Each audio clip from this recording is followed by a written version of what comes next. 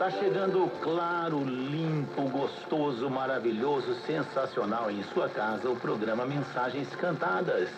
Eu sou seu irmão em Cristo, pastor Lourival de Almeida, e com muito prazer estou aqui com a Débora para nós apresentarmos o programa Mensagens Cantadas, num gentil oferecimento da gravadora MC Music. Fica aqui 90 minutos de coisas boas, coisas gostosas para você, muitos hinos, muitas informações, mensagens de Deus, tudo para a sua edificação.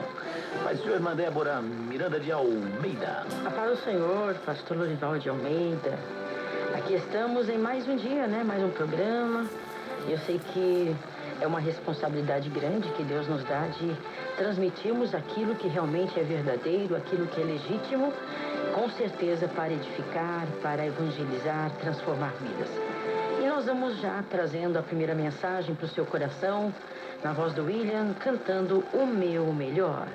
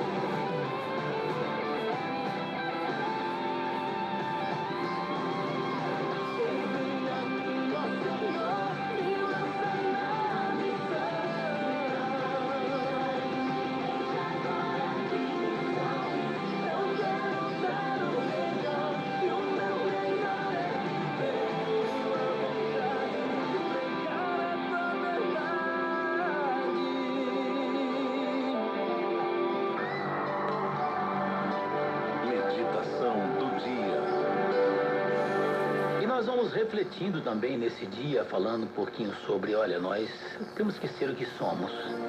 Aliás, a gente vem tocando nesse assunto quando falamos sobre a questão de tirar a máscara, né? Não me lembro exatamente o dia. Porque a gente tem que tirar a máscara mesmo, a gente tem que viver o que a gente é, tem que ser o que a gente é. Não dá para ficar vivendo de fachada, né? Mas também não é só nesse aspecto que eu quero falar de viver o que nós somos. Quero também falar a respeito de nós nos comportarmos dentro de um comportamento que Deus espera de nós, dentro daquilo que nós somos. A Bíblia Sagrada nos revela, e a experiência de cada um não contradiz isso, que quando não conhecíamos a Cristo como Salvador e Senhor, nós tínhamos uma vida de pecado. A nossa vida era uma vida no pecado. Quando se fala vida no pecado, as pessoas pensam, mas o quê? Você era assim, você roubava? Não necessariamente. Nós estamos dizendo assim, falta de andar em conformidade com a vontade de Deus, transgredindo suas normas, né? Não necessariamente você tem que ter sido um assaltante, não necessariamente você tem que ter sido, vou testificar aqui porque eu assaltava banco, eu era o Zé da metralhadora. Não é isso, né? Mas a verdade é que nós transgredíamos, sim. Nós vivíamos uma vida distanciada de Deus, alienada totalmente das coisas dos céus. A Bíblia fala em Efésios, em que no outro tempo andaste segundo o curso deste mundo, segundo o príncipe das potestades do ar, do espírito que agora opera nos filhos da desobediência, entre os quais todos nós também antes andávamos nos desejos da nossa carne, fazendo a vontade da carne e dos pensamentos. Parou para pensar nisso? Pense. E éramos por natureza filhos da ira, como os outros também. Então nós fomos graciosamente alcançados pelo nosso Senhor Jesus Cristo.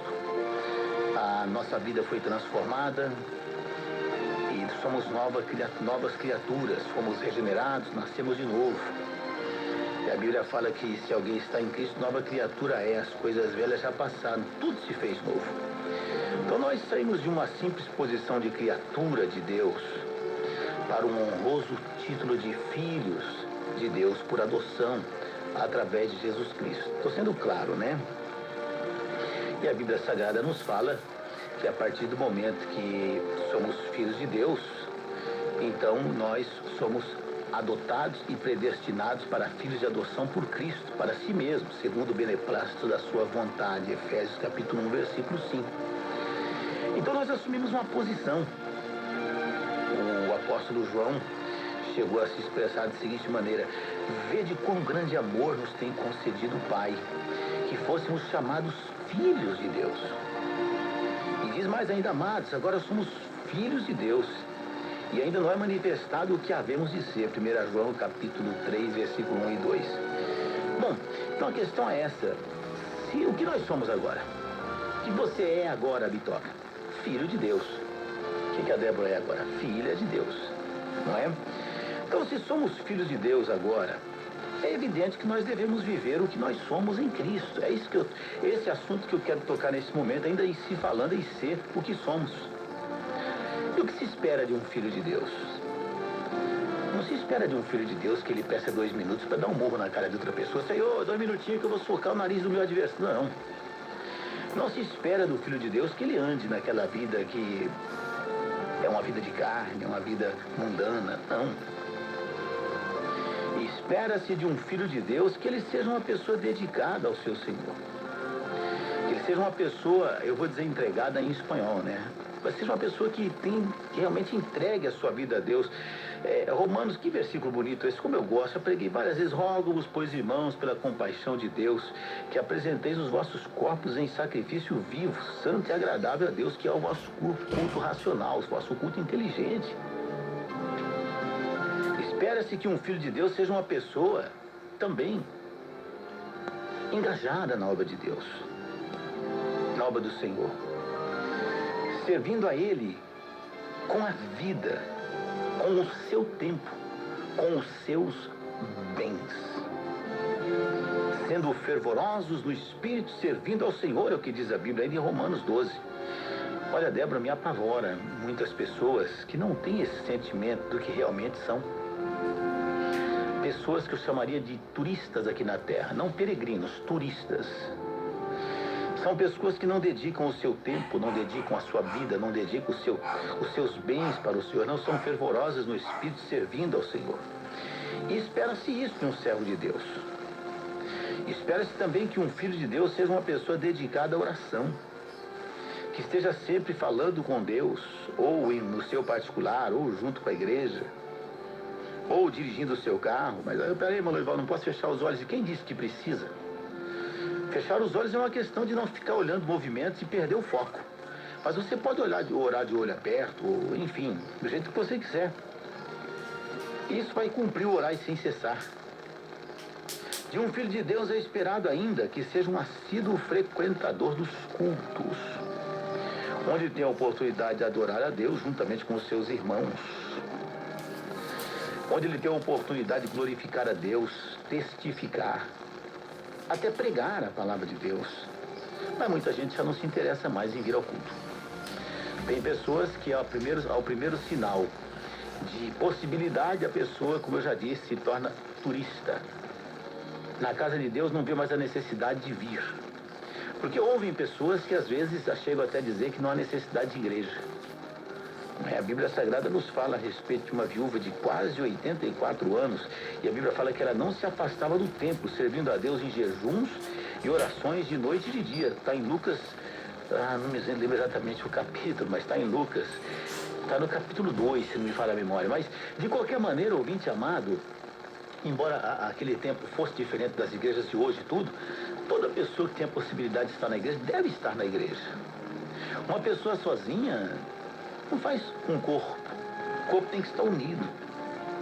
De um filho de Deus espera-se também que ele tenha prazer em contribuir financeiramente na obra do Senhor. A Bíblia fala que cada um contribua segundo propôs no seu coração, não com tristeza ou por necessidade. Mas está tão difícil, né? Tão difícil. Comentava com a Débora recentemente, e digo isso porque eu sou de falar, eu não sou de guardar. Eu não sou uma pessoa de duas caras, não, mas tem dia que a gente se cansa de tanta gente que reclama disso, reclama daquilo. Tem que fazer isso, tem que fazer aquilo. Na hora de contribuir para fazer, poucas pessoas o fazem. Mas cobram de você, mas exigem de você, mas esgotam você, mas extraem de você a sua última energia. E às vezes isso cansa mesmo. E disse para Deus, tão bom tempo que nós evangelizávamos apenas, porque você ia, evangelizava, dizia para os irmãos, olha, as almas que vocês cuidam agora. E eu para outro lugar, evangelizava, ganhava outras almas, punha de novo nas costas. E tal. Ninguém cobrava de você nada, ninguém ficava te falando que... Tem pessoas que chegam a dizer, irmão Lorival, a telha da minha igreja quebrou, vai lá e troca. Acreditam vocês que uma pessoa me ligou dizendo, irmão Lorival, quer dizer, irmão, que o banheiro da minha igreja está entupido. Deu vontade de falar, enfia a mão lá e desentope com a mão. Mas irmão, não é assim? Todos nós somos assim. Porque não é brincadeira. As pessoas não querem, às vezes, contribuir com absolutamente nada. Antigamente você dizia, eu me lembro quando nós fizemos a primeira reforma na sede antiga, irmãos, nós vamos fazer macarrão com ovo aqui e nós vamos fazer o piso da igreja. Mas veio gente, vocês se lembra disso? E com alegria, né? Com alegria. Você lembra disso, Pitoca? E nós fizemos concreto, nós fizemos massa. Curitiba, meu Deus, que maravilha. Quando nós reformamos ali em Tiberê, às vezes estava frio. Me lembro uma ocasião que nós terminamos um concreto lá e antes de terminar o concreto, ficou o pé tudo cheio de concreto, só trocamos os sapatos, já estávamos no culto. As pessoas colaboravam, não só colocando a mão na massa, mas também financeiramente. Hoje em dia parece que as pessoas ouvem mais o diabo do que Deus. De um filho de Deus espera-se muita coisa. Que ele seja engajado na obra de evangelização da igreja. Já falou de Deus para alguém hoje? Já convidou alguém para uma concentração já anunciada? De um filho de Deus espera-se muita coisa. Espera-se que ele viva em santidade, que ele tenha o Espírito Santo de Deus, que ele não tenha que falar para o pastor, pastor, você viu o irmão lá? Pois é, o irmão lá mordeu o dedo do outro. O irmão lá, você viu? Passou um pouquinho do cabelo dele do tamanho que se poderia esperar, viu, irmão? Quem tem o Espírito de Deus tem o Espírito de Deus. O Espírito de Deus ensina todas as coisas, e quem tem o Espírito de Deus sabe quando o Espírito de Deus foi entristecido na sua vida. Espera-se uma vida de santidade, A Bíblia fala: somente deveis portar-vos dignamente, conforme o Evangelho de Cristo. Fala em Filipenses. Que ele seja engajado na evangelização, ir por todo mundo, pregar o Evangelho a toda criatura. Isso é um papel de todos nós. Você é assim. Você é um servo de Cristo que vive desse jeito. Reflita nisso e ajude a obra de Deus. E ajude. A obra de Deus precisa de ajuda, a obra de Deus precisa de você. Mais uma vez eu digo, a obra de Deus precisa de todos vocês. Todos vocês são importantes na obra de Deus. Mas concluo dizendo, ninguém é indispensável. Débora, é reflexão nossa hoje. Tinha mais coisa, mas eu estou olhando o relógio ali. Mas tá bom, passou, né? tá bom. É o que realmente Deus quis falar, não é verdade? Vamos ao hino. Olha, esse hino aqui é bastante antigo. Você se lembra, Lorivaldo, do hino Findam-se os Dias do CD Gratidão? Lembro, era pequenininho ainda quando você gravou esse disco. É, ruim. Menos, né? Menos. Vamos ouvir então Findam-se os Dias, um hino antigo, mas a mensagem tão atual.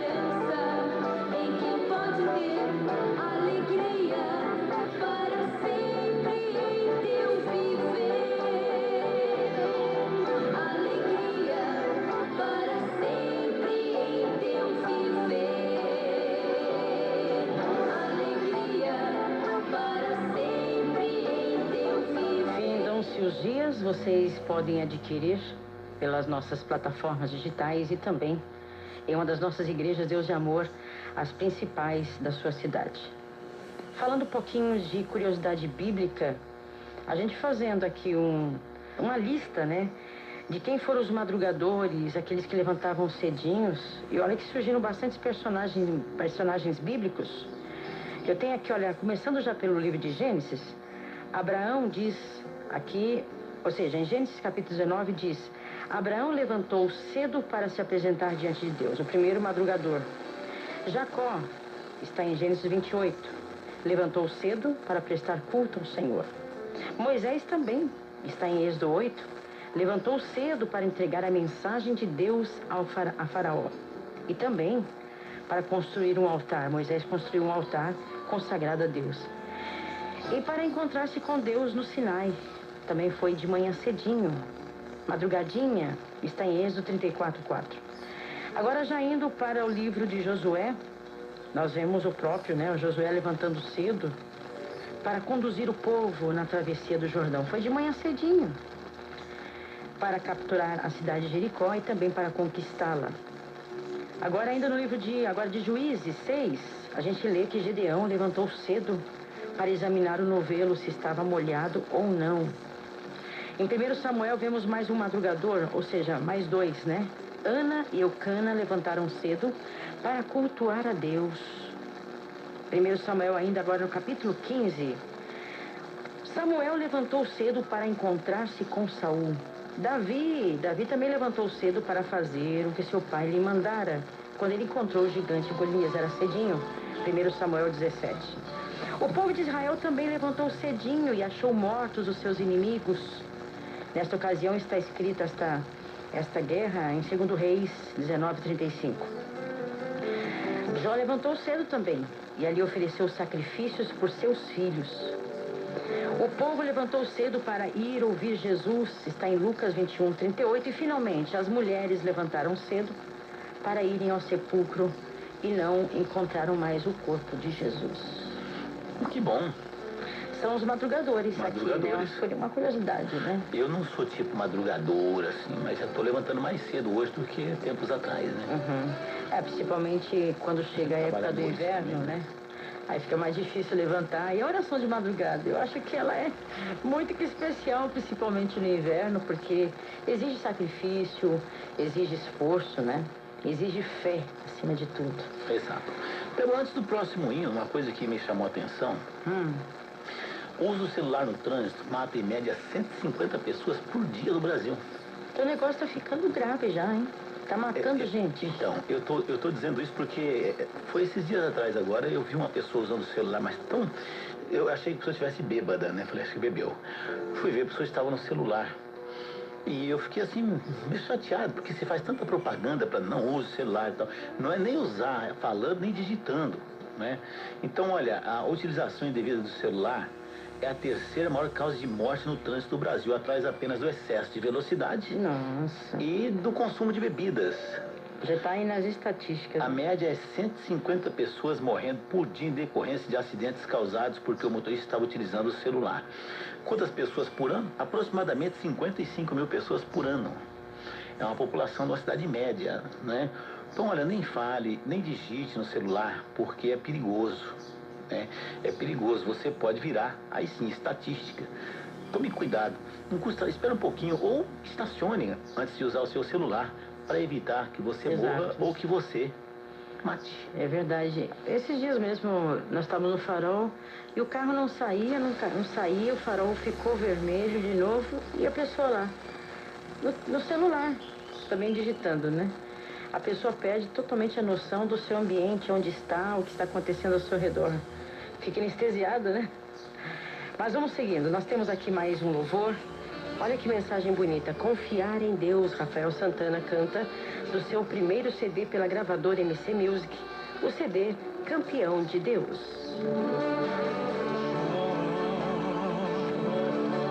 Foi provado e perdeu tudo que era seu. Mesmo assim, ele não deixou de confiar em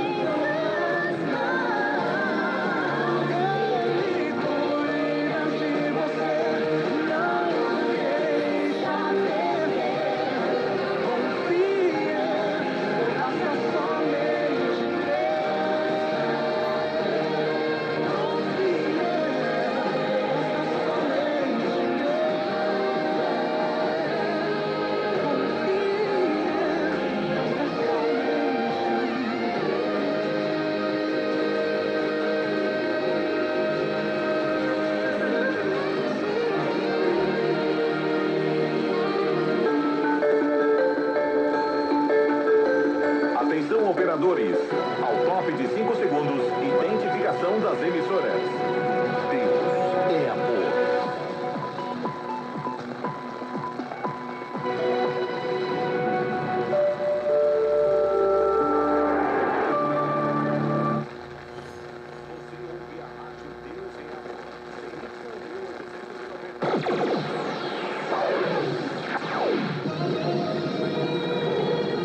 Você está sintonizado com a Rádio Sociedade Aparecidense de Comunicações Limitada.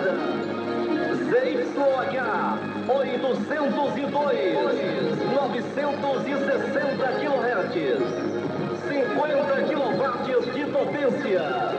Uma voz que liberta.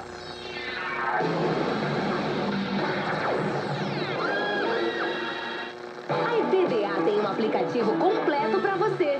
Baixe agora mesmo pela Google Play ou Apple Store. Com o aplicativo da Rádio Deus é Amor, você poderá acompanhar 24 horas da Palavra de Deus e junto navegar pela nossa história, ler notícias do mundo gospel, saber onde estão localizadas nossas igrejas pelo Brasil e pelo mundo e ainda entrar em contato com a gente. Digite Rádio Deus é Amor na Google Play ou Apple Store e faça o download. Igreja Pentecostal Deus é Amor, a voz da libertação. Atenção para a nossa rede de rádios. Começa agora o espaço reservado para as emissoras que vão transmitir a propaganda eleitoral gratuita. Lei número 9504/97. Por aqui, siga ouvindo a nossa programação normal. Rádio Deus é Amor, a voz da libertação.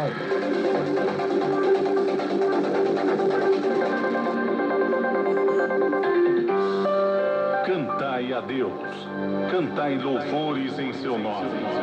Louvai aquele que vai sobre os céus, pois o seu nome é Já. Exultai diante dele, Pai dos órfãos e juiz de viúvas. É Deus no seu lugar santo. Deus faz com que o solitário viva em família. Liberta aqueles que estão presos em grilhões, mas os rebeldes habitam em terra seca. Participe de uma concentração da Igreja Pentecostal. Deus é amor e sentirás a mão de Deus pelejando por você.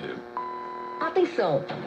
Termina aqui o espaço reservado para as nossas redes de rádios que estavam transmitindo a propaganda eleitoral gratuita. Lei número 9504/97. Rádio Deus é Amor, a voz da libertação.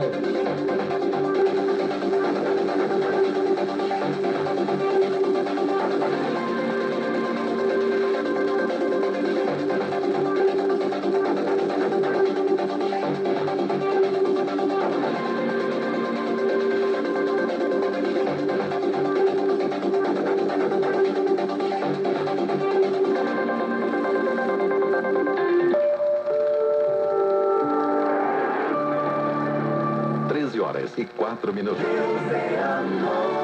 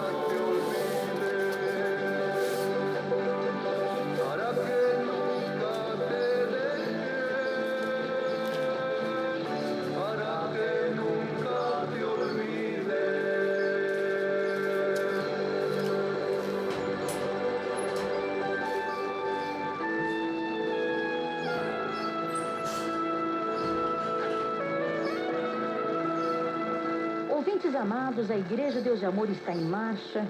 Estamos contando com a ajuda de todos vocês para que a sua cidade tenha a oportunidade de ter um templo próprio da Igreja Deus de Amor. Nós estamos trabalhando com os seus dízimos, com as suas ofertas, para que a sua igreja tenha um conforto pleno, para que você e sua família possam estar bem confortáveis quando estiverem ali assistindo e prestando um culto a Deus. Pedimos a vocês que não deem os seus dízimos em mãos de qualquer que seja a pessoa. Pedimos aos irmãos, portanto, que apenas depositem os seus dízimos em uma das contas bancárias da Igreja Deus de Amor. Se você não puder ir a um banco, faça uma transferência bancária de sua conta à conta da igreja. Evite devolver o seu dízimo na igreja. Você pode perguntar, mas eu não tenho que levar o dízimo à casa do tesouro? Sim, você consagrou o seu dízimo, você separou o seu dízimo, Deus o sabe. E não seria melhor deixar num banco, onde tem ali uma vigilância 24 horas, onde tem câmeras, onde pode ser garantido se ele sumir da conta? Então, deposite o seu dízimo em uma das contas bancárias da Igreja Deus de Amor. Ninguém está autorizado, quem quer que seja, diretor, pastor, membro, a receber o seu dízimo em sua casa. Se isso estiver acontecendo, nos comunique. Mas o ideal, o certo mesmo, para que você esteja tranquilo, que seu dízimo não será desviado, você deve depositá-lo em uma das contas bancárias da Igreja Pentecostal Deus de Amor. Se você quer saber qual o número de conta bancária do Banco Bradesco, ou Itaú, Santander, ou então o Banco da Caixa Econômica Federal, você abra o nosso site. Ali estão todas as contas, você vai poder anotar. E quando você fizer o seu depósito bancário, você receberá um comprovante que você depositou o seu dízimo no banco. Você leve esse comprovante à livraria da Igreja Deus de Amor, onde você congrega, e peça para a irmã marcar no livro de dízimo, na ficha de dízimo e na sua credencial, este valor depositado. Não assine o livro de dízimo antes de verificar qual o valor que foi anotado. Tem de ser o mesmo que foi anotado na sua credencial de membro. Com certeza, fazendo assim, você estará tranquilo, tranquila, que seu dízimo chegou à conta bancária e será bem destinado para um bom fim, para um grande objetivo, que é a obra de Deus. Deposite seu dízimo em uma das contas bancárias da Igreja Pentecostal Deus de Amor. E com certeza Deus o recompensará grandemente.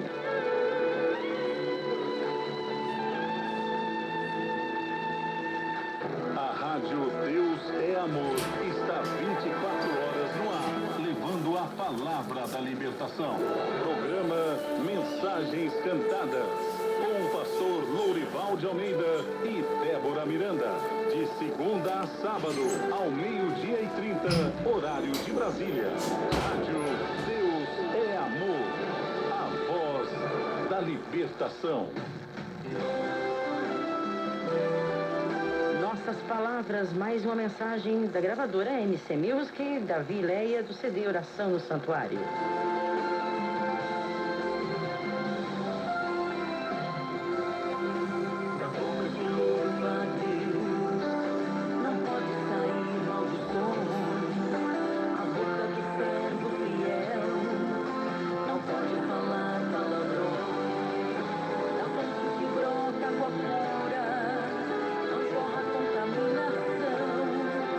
Palavras que saem da boca, transbordando está o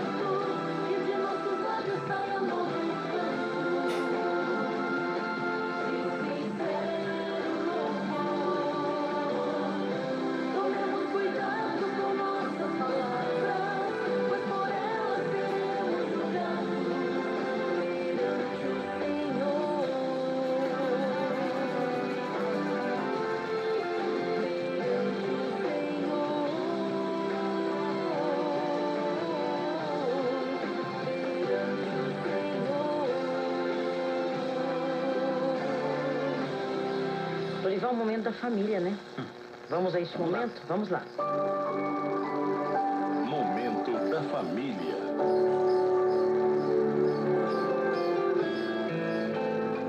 No momento da família, eu quero ler uma passagem bíblica que está em 1 Coríntios 1:10.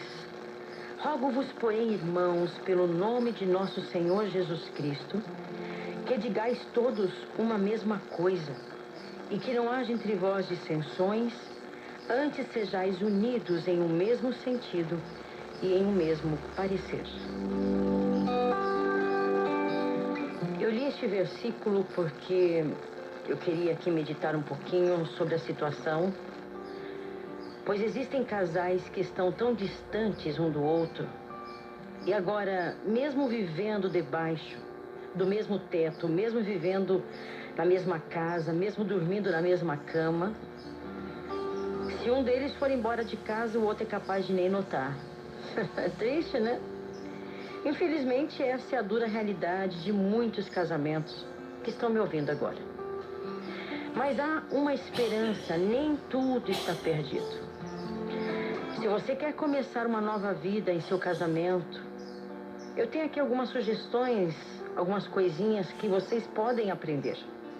Primeiro, considere seu parceiro como seu melhor amigo. Ah, mas não, Débora, não. Ele não quer ser, ou ela não quer ser. Peraí, vamos com calma. Primeiro, considere seu parceiro como seu melhor amigo. 2, desenvolva os 3 Cs, que são camaradagem, comunhão e comunicação. Ah, mas ele não gosta. Vamos por parte, porque a gente sempre ouve isso quando a gente conversa com casais. Sempre um está querendo acusar o outro antes que nós terminemos o aconselhamento, não é?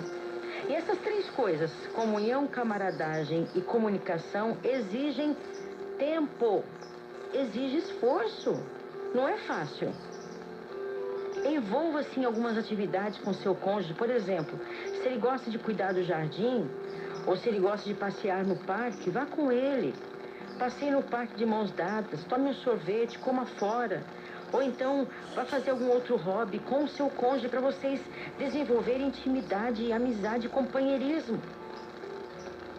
Mas sempre a gente vai ouvir esta frase que eu comecei iniciando. Não, mas ele não quer. Não, se você começar a fazer, de repente ele vai começar a fazer. Se você começar a se oferecer, de repente ele começa a se oferecer a você também. Aliás, você já perguntou ao seu cônjuge que atividade ele ou ela gostariam de desenvolver com você?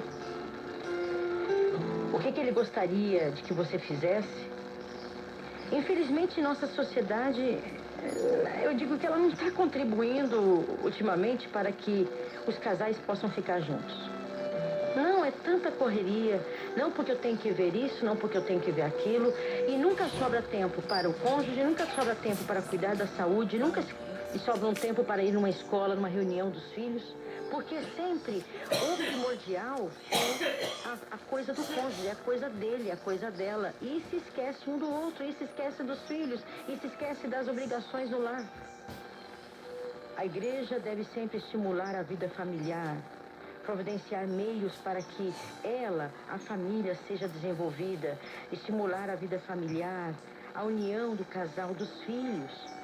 Gente, os casais precisam passar tempo juntos, porque no dia a dia você não conversa com a sua esposa, você conversa só as coisas fúteis, as coisas cotidianas, rotineiras. Ai, tudo bem, então, ai, preciso fazer no banco, eu preciso ir lá.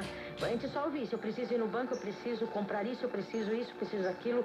Mas para vocês conversarem sobre vocês precisam investir no tempo de vocês. Tem que passar tempo juntos. E isso exige o quê? Esforço. Ah, mas aí que chega a coisa, né? Aí que pega, né?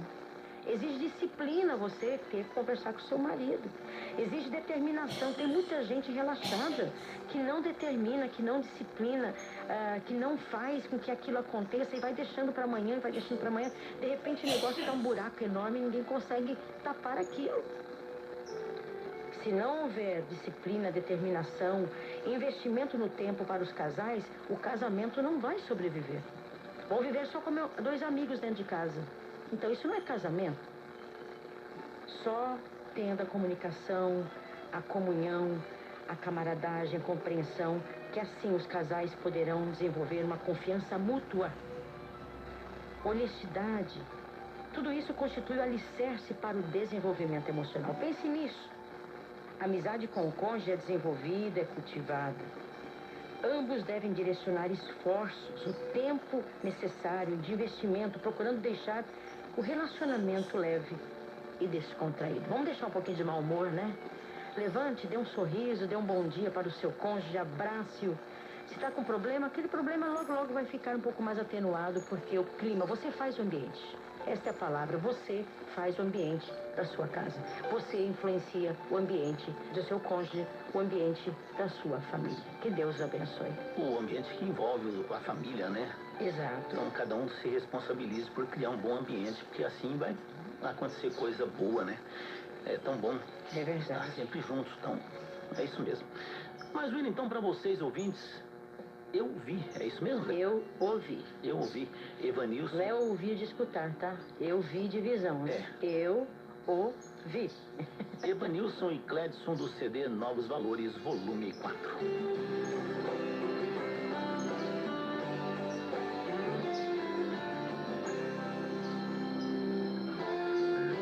Filho, você diz que eu lhe esqueci, que suas orações não têm chegado até mim. Filho, você diz que eu lhe abandonei, e que no deserto eu lhe deixei. Ouça agora, meu filho, você já falou, agora é minha vez. Eu tenho ouvido todo o seu clamor, e também quando você chorou. Filho, eu vi quando alguém lhe humilhou, e com desprezo muita gente lhe olhou. Eu vi quando você passou pela prova, mas não recuou. Eu vi quando zombaram de você, e calado você ficou. Coloquei uma porta aberta e ninguém vai fechar. Não tenha medo, meu filho, eu vou lhe honrar. E onde quer que você passe, eu vou lhe guardar. Os olhos que lhe viram chorando vão ver você sorrindo. Os ouvidos que escutaram você lamentando vão ouvir você cantando.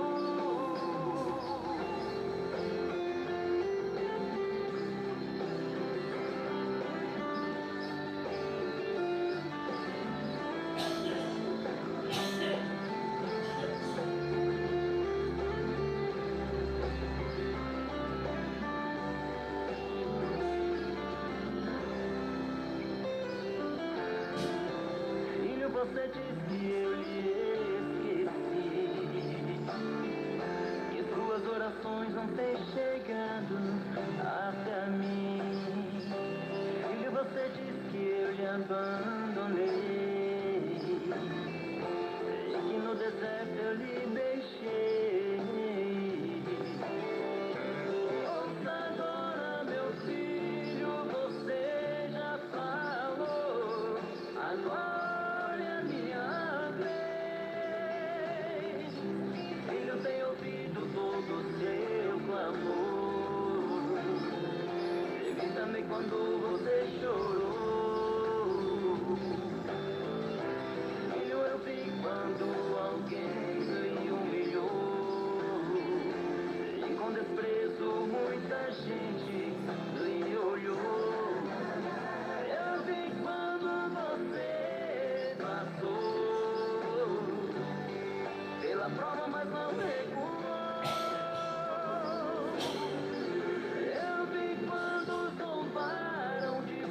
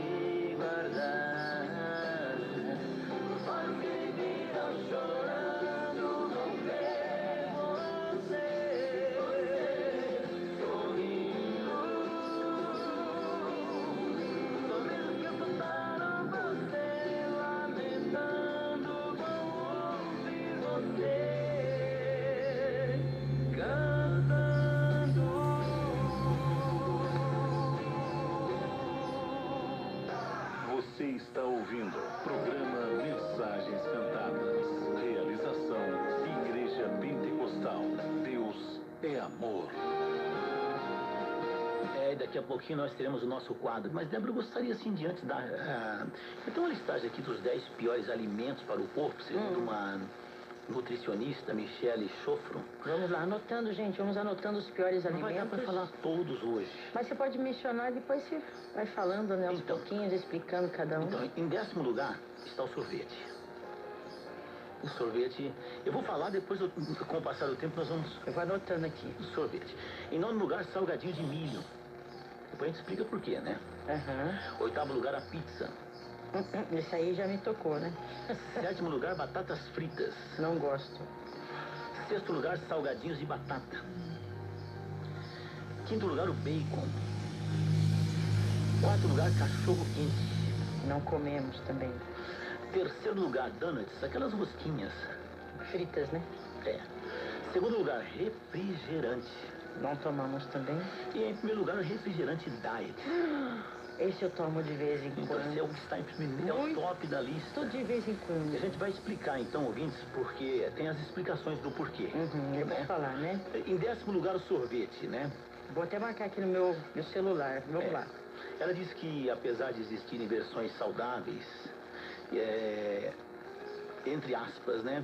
Ela adverte que esse alimento geralmente possui altos níveis de açúcar e gorduras trans, além de corantes e saborizantes artificiais, muitos dos quais possuem neurotoxinas, substâncias químicas que podem causar danos no cérebro e no sistema nervoso. Nossa. Tá? Em 9º lugar, o salgadinho de milho. É aqueles fandangos, né?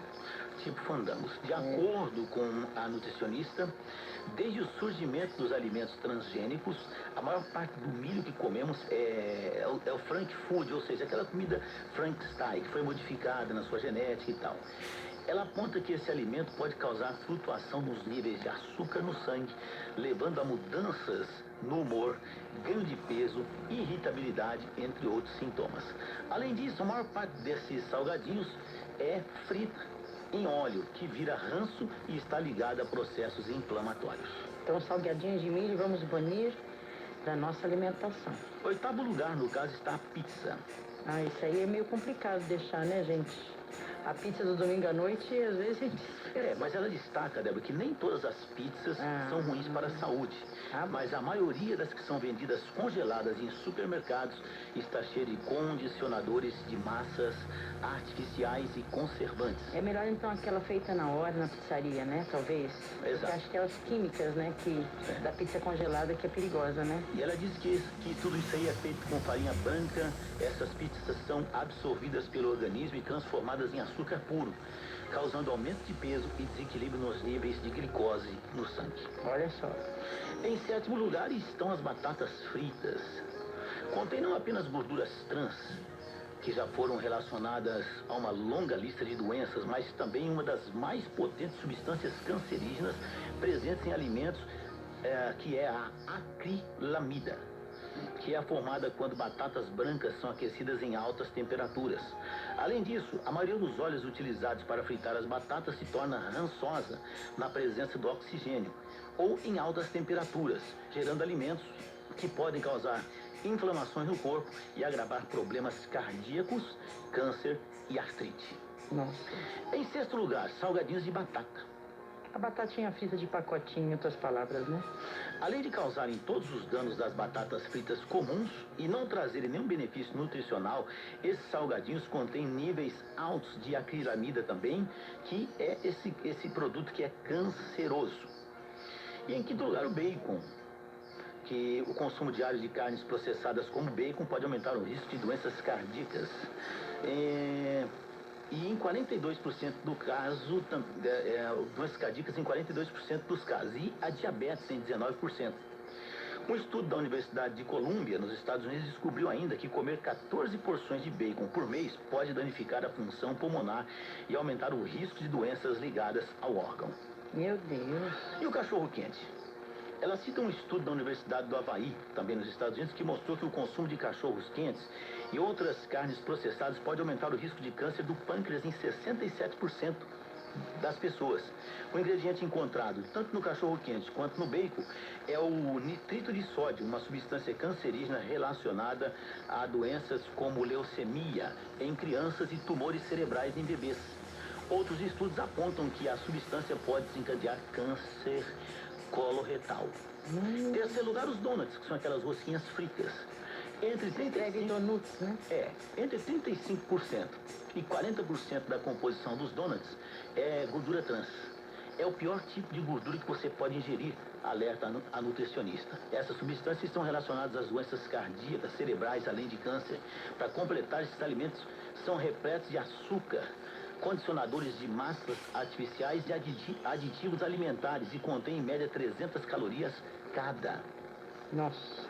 Em segundo lugar, o refrigerante. O normal, com açúcar, né? Uma lata de refrigerante possui em média 10 colheres de chá de açúcar. É muito, né? É muito. É muito. 150 calorias, entre 30 e 55 miligramas de cafeína, além de estar repleta de corantes artificiais e sulfitos. Somente isso já deveria fazer você repensar o seu consumo de refrigerantes. Além disso, essa bebida é extremamente ácida, sendo necessários 30 copos de água para neutralizar essa acidez, que pode ser muito perigosa para os rins. Para completar, ela informa que os ossos funcionam como uma reserva de minerais, como o cálcio, que são despejados no sangue para ajudar a neutralizar a acidez causada pelo refrigerante, enfraquecendo os ossos e podendo levar a doenças como osteoporose, obesidade, cáries e doenças cardíacas. E em primeiro lugar, o refrigerante diet. E a gente pensa que ele é melhor do que do com açúcar, né? Ele está em primeiro lugar como péssimo alimento. Ela disse que escolheu porque esse é o pior alimento de todos os tempos. Além de possuir todos os problemas dos refrigerantes tradicionais, as versões diet contêm aspartame e agora também o chamado amino sweet. De acordo com uma pesquisa, essa substância está relacionada a uma lista de doenças como ataques de ansiedade, compulsão alimentar por açúcar, defeitos de nascimento, cegueira, tumores cerebrais, dor torácica, depressão, tonturas, epilepsia, fadiga, dores de cabeça e enxaquecas, perda auditiva, palpitações cardíacas, hiperatividade, insônia, dor nas articulações, dificuldade de aprendizagem, TPM, câimbras musculares, problemas reprodutivos e até mesmo a morte. Não vamos tomar refrigerante diet. Então, olha aí, ouvinte, aí tem mais coisa ainda, né?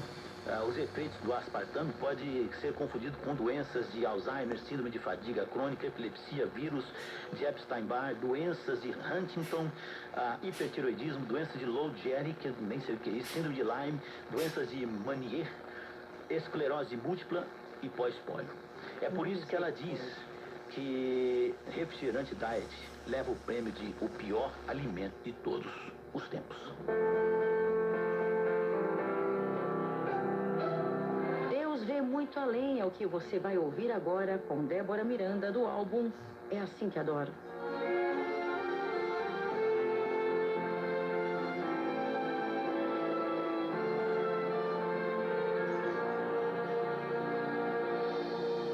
Enquanto os homens viam um escravo, Deus não viu assim. Deus viu em José um governador. Enquanto todos viam um jovem desprezado, o menor da casa de Jessé, Deus viu em Davi um grande rei. Deus vê muito além do que o homem vê. Cuida dos detalhes, pensando em você. Quando o homem olha e vê a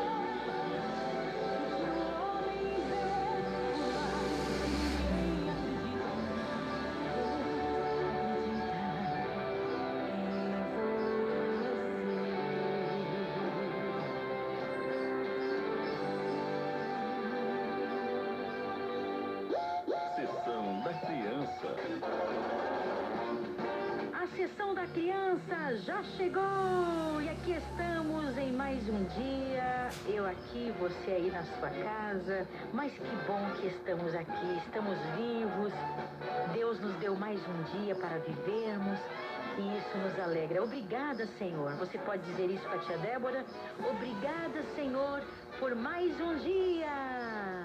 Obrigada, Senhor.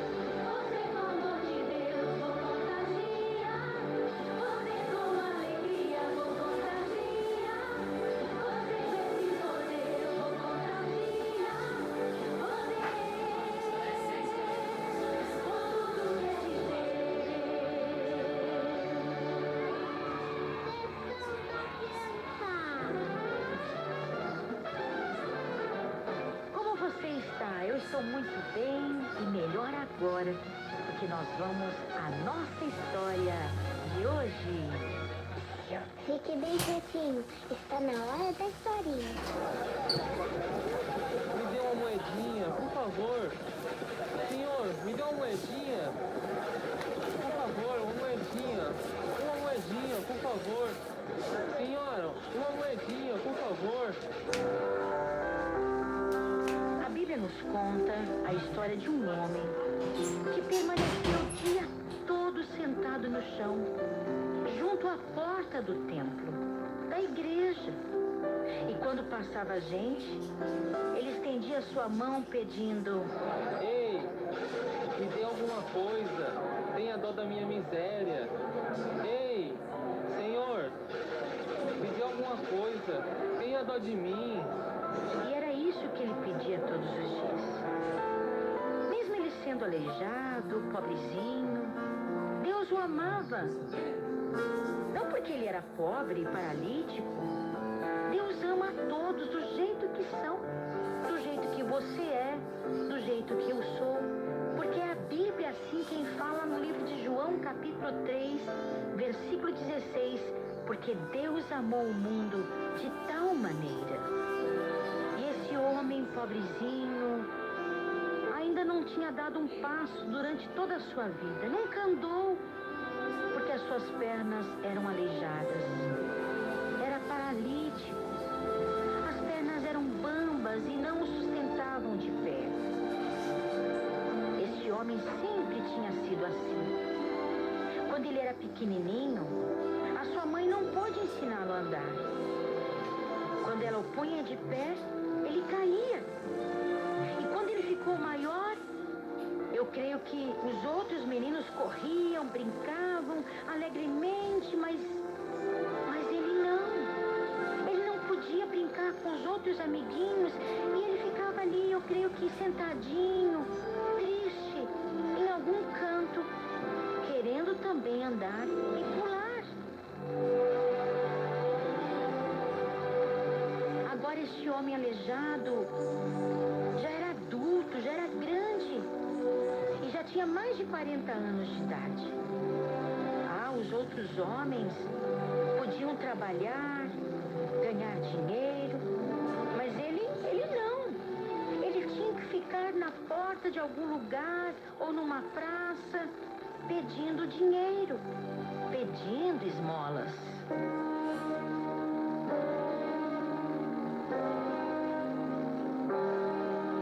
E nesse dia estava ali aquele homem aleijado, sentado à porta da igreja, à porta do templo. E as pessoas o carregavam de manhã, e quando passava gente, ele estendia a mão, e às vezes ganhava alguma coisa, mas muitas vezes ele não ganhava nem sequer uma moedinha.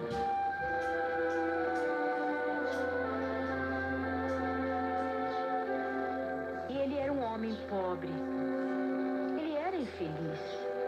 Eu tenho certeza que ele não era uma pessoa feliz como a gente. E ele também era pecador. Necessitava de Jesus para salvar a sua vida, para perdoar os pecados dele.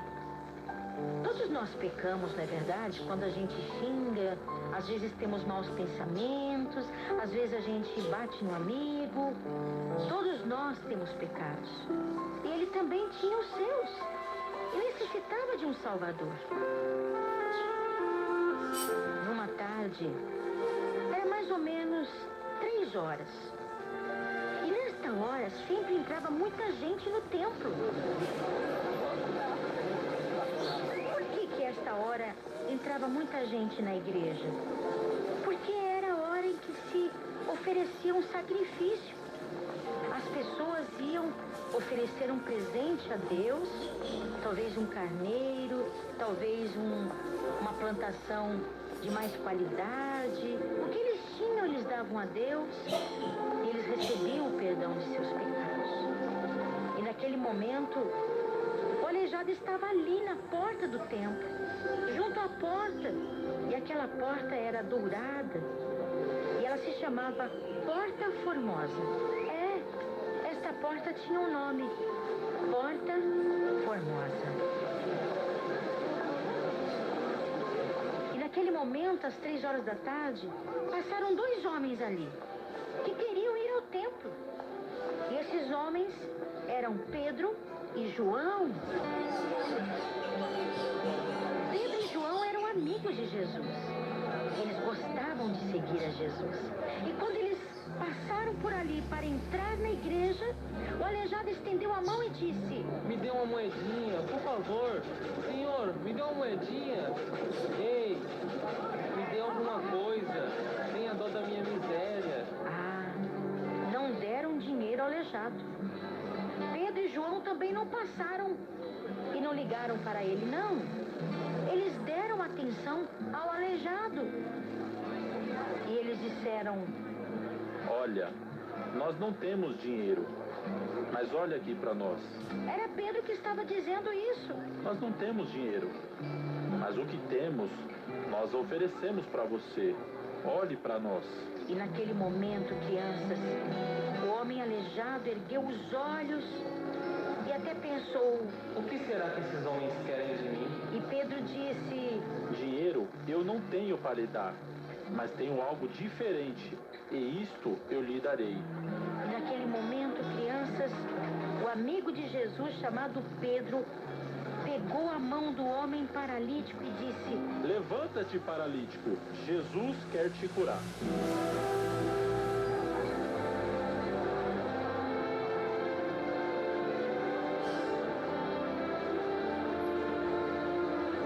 Então, naquele momento, o paralítico obedeceu, se levantou, ficou de pé com as suas pernas aleijadas, mas as suas pernas não estavam mais doentes.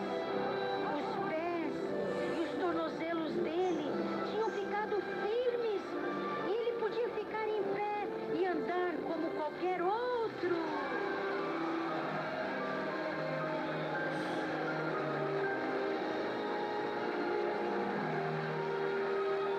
Ele estava curado.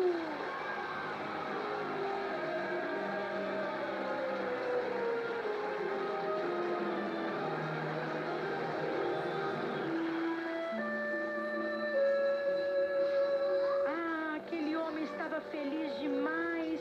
Ele ria e chorava ao mesmo tempo e dizia: Eu posso andar! Não sou mais aleijado! Eu posso andar! Jesus me curou! Jesus me curou!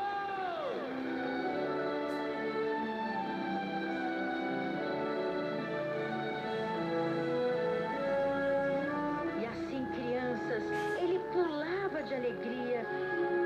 Aquele aleijado havia recebido um grande presente, a cura da sua paralisia. As suas pernas não estavam mais aleijadas. E pulando de alegria, aquele aleijado foi atrás de Pedro e João, que estavam entrando no templo pela porta chamada Formosa. Naquele momento, o templo estava cheio de gente. Era a hora em que as pessoas chegavam ali para trazer o presente para Deus, o sacrifício. E todos começaram a olhar espantados e disseram: Quem é esse? É aquele paralítico? Não, mas... Ele não estava mendigando na porta do templo? Ué, mas agora ele já está curado? Foi Pedro e foi João que o curaram.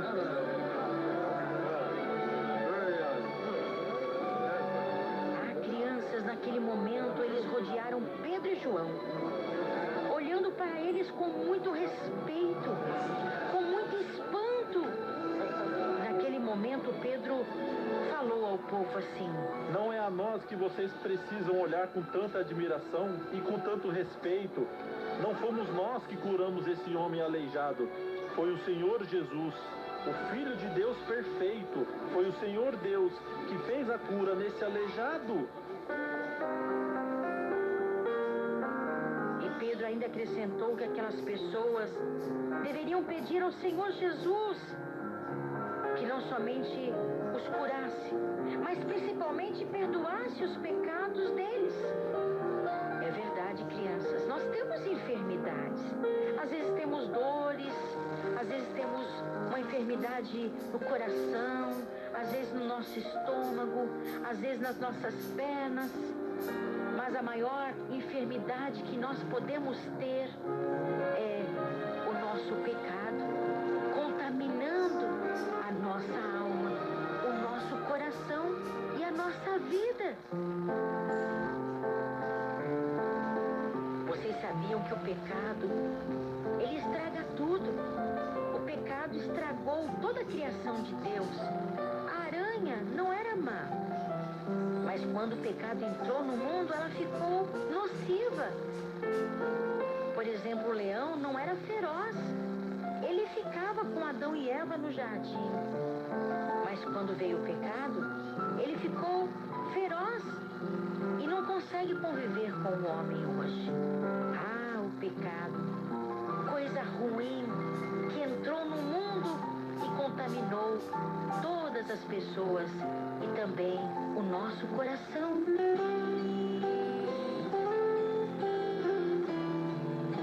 Crianças, mas existe uma solução para o pecado. Deus, olhando para nós, viu que todos nós estávamos em pecado. Ele providenciou, ele arranjou um jeito de que nós pudéssemos ser perdoados. Ele então olhou para o seu filho Jesus e falou: olha aqui, Jesus, toda a humanidade está em pecado. Nós temos que fazer alguma coisa. E o meu plano é este: você vai nascer uma mulher, vai ser Maria, e depois você vai morrer na cruz do Calvário. E quando você morrer, o seu sangue vai purificar toda a humanidade quando as pessoas procurarem o Senhor, procurarem perdoar os seus pecados através de você, meu filho. Então, naquele momento, eu vou perdoar os pecados por causa que você derramou o seu sangue. Mas depois você não vai ficar morto lá, não. Eu vou te ressuscitar ao terceiro dia e depois você vai voltar e morar comigo aqui nos céus. Crianças, que coisa linda, que plano magnífico, espetacular que Deus arranjou para nos dar a salvação e nos limpar dos nossos pecados. Jesus morreu, mas ainda bem que ele já está vivo e voltou e está ao lado de Deus. Vejam, crianças, é maravilhoso nós temos Jesus, porque ele cura as nossas enfermidades, assim como ele curou o paralítico que estava ali todos os dias, pedindo esmolas, ali à porta do templo, da porta chamada Formosa. E Deus usou Pedro e João para falar com aquele paralítico. E eles puderam mostrar que Jesus pode curar, que Jesus pode perdoar os nossos pecados, que Jesus é tudo para nós. Vejam que aquele aleijado, quando ouviu Pedro falando com ele, para que se levantasse e não ficasse mais sentado ali naquela calçada, ele obedeceu. Você que é uma criança crente, Deus quer que você obedeça sempre aquilo que ele fala na sua palavra. Ou você obedece às vezes, hein? E quando você obedece o seu professor na escola, a sua mãe, você está obedecendo a Deus. Sabia disso? Deus quer que você obedeça, não somente quando é fácil, mas também quando é tão difícil obedecer. Você não quer ir dormir, você não quer ir desligar o computador e fazer outra coisa. Ah, Deus ama quem o obedece. Veja que isso é muito importante. Obedecer. E aquele homem não era mais aleijado. E não somente Pedro falou aquilo, mas muito mais. E o povo ficou muito feliz de ouvir Pedro, o servo de Deus, anunciar a salvação que há em Jesus Cristo, o nosso Salvador. Você que ainda não é uma criança crente, Deus quer te dar esse presente, assim como deu para aquele homem aleijado. Ele recebeu a cura da paralisia de suas pernas. E você pode receber a cura agora desse pecado. Deus quer lavar o seu coração. E Jesus pode lavar a sua alma agora. Você, pai e mãe que estão neste momento ouvindo essa história, que ainda não entregaram as suas vidas a Jesus, ore comigo estas palavras. Você, criança, que quer que Jesus entre no seu coração, ore comigo também esta oração. Senhor Jesus, eu agora conheci o Senhor e entendi que o Senhor morreu por mim para que os meus pecados fossem apagados. Limpa a minha vida dos meus pecados. Eu quero ser um servo para te servir. Escreve o meu nome no livro da vida, em nome de Jesus. Amém. Muito bem. Agora você é uma criança crente em Jesus. Quando lhe perguntarem o seu nome, diga: meu nome é... E depois acrescente: sou uma criança que serve a Deus a partir de hoje. Em nome de Jesus. Amém.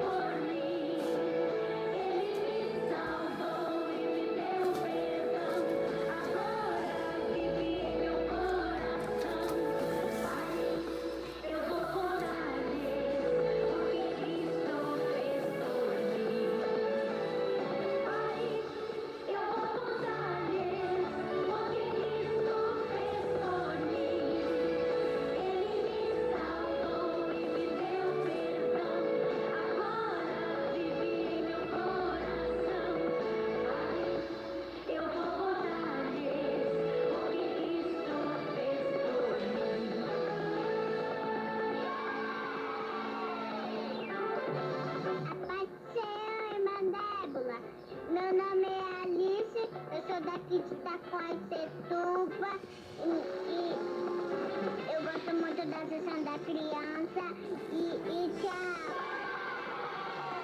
Oi, tia Débora, Davi. Amo muito suas historinhas. Sou de Santa Teresa, Espírito Santo. Oi, tia Débora, tudo bem? Eu sou a Rebeca, tenho 10 anos, moro aqui em Itaquaquecetuba. Gosto muito das suas historinhas. Um beijão e até lá.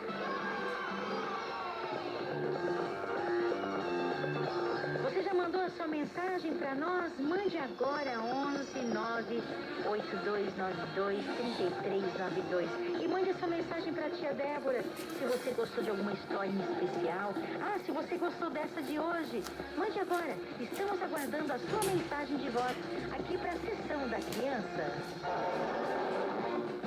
Bem, já estamos em cima do horário, não é verdade?